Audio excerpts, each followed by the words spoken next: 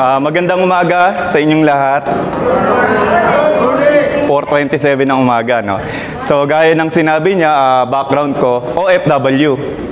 Kasi nag-start ako sa Pilipinas, Jollibee, then McDonald's. Dahil working student ako, kaya ako nagpa-fast food. So, habang nag-aaral, so nagpa-part-time para masustain yung education ko. Nagkapamilya na maaga, so kailangan i-give up ko muna yung school para focus sa trabaho. So, nag-McDonald's ako 11 months. So, more than 1 year na promote akong manager.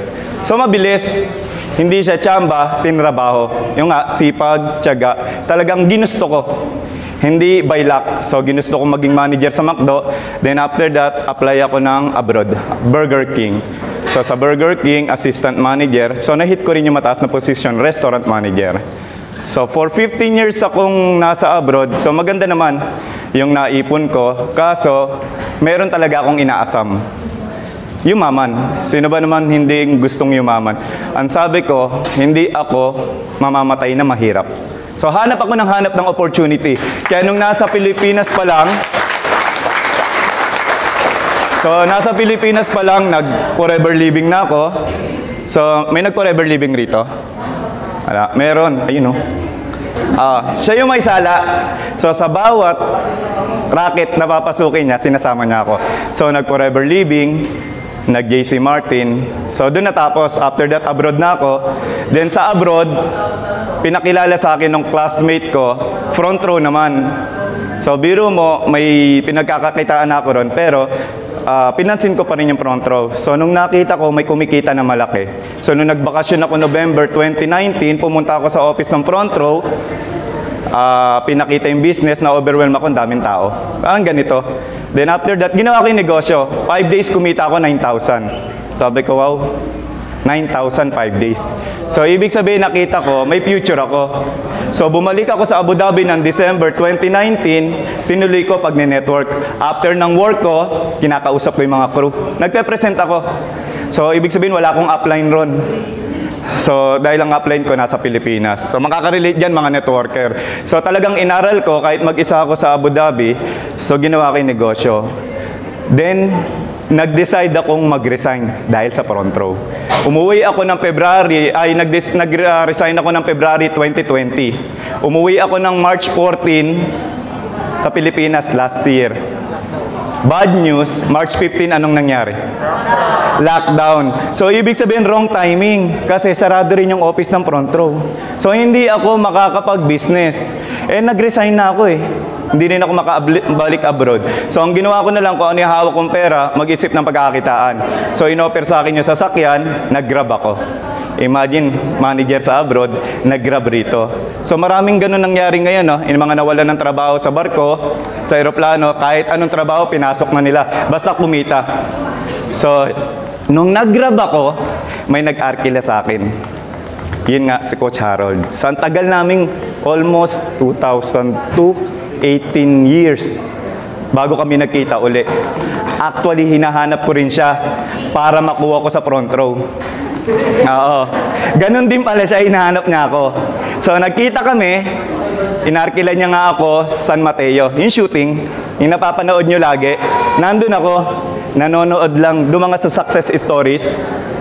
So, yun yung una kong ma-meet, yung mga successful na tao rito sa Crowd 1. Tapos, habang kasama ko nga siya, tunog ng tunog yung cellphone. Tapos, grabe yung excitement niya. Yung tunog, ano yan? Ay, kaya pare, euro na naman, euro ng euro. So, ibig sabihin na nagkaroon ako ng interest, pero hindi ako nag-join agad. So, August yon, nag-join ako October. It take 2 months kasi nga may grupo ako sa front row. May malaki na akong grupo sa front row. Sabi ko, kung maiiwan ko sila, sino magli-lead? So, ang ginawa ko, kinausap ko yung mas mataas sa akin upline. Sabi ko, aalis na ako. Sa anong reason? Sabi ko, siya kasi magpo 4 years na, hindi pa nakaka 1 million.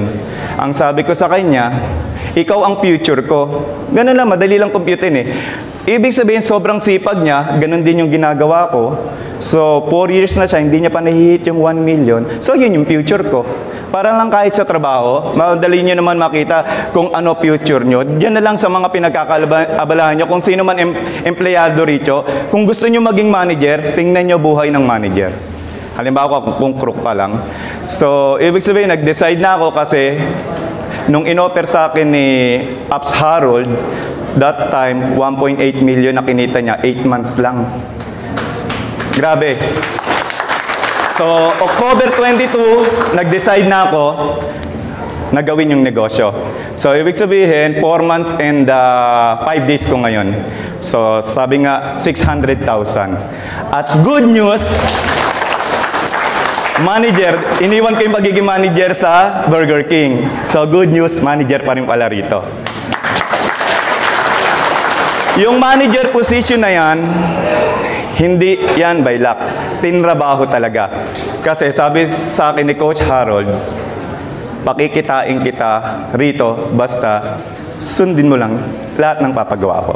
So from the day one na nagsimula ako rito, walang araw na walang activities. Araw-araw, ginib up ko yung pag-grab isang buwan.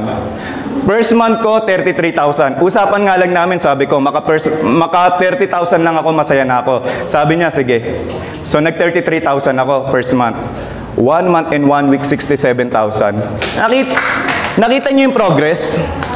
So, pag dito, may progress, ibig sabihin, malinaw na alam nyo saan kayo papunta. So, first month, 33,000. Second month, 200,000. Third month, 305,000. 4 months na ngayon, 600,000.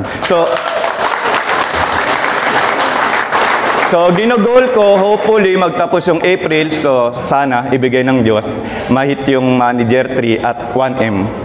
So, sabi ko, kaya. Bakit? Mas doble pang sipag.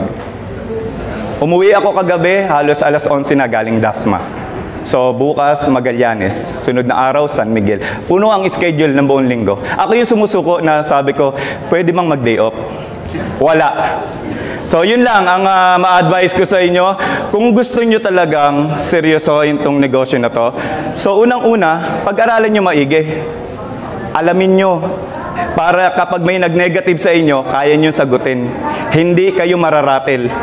Hindi kayo maninegative. Kaya nyong sagutin lahat. Then pangalawa, yun na nga, sipag at dasal. So ibigay nyo lang lahat sa Kanya, idasal nyo lang sa Kanya at bigyan nyo ng aksyon. So maraming salamat and God bless.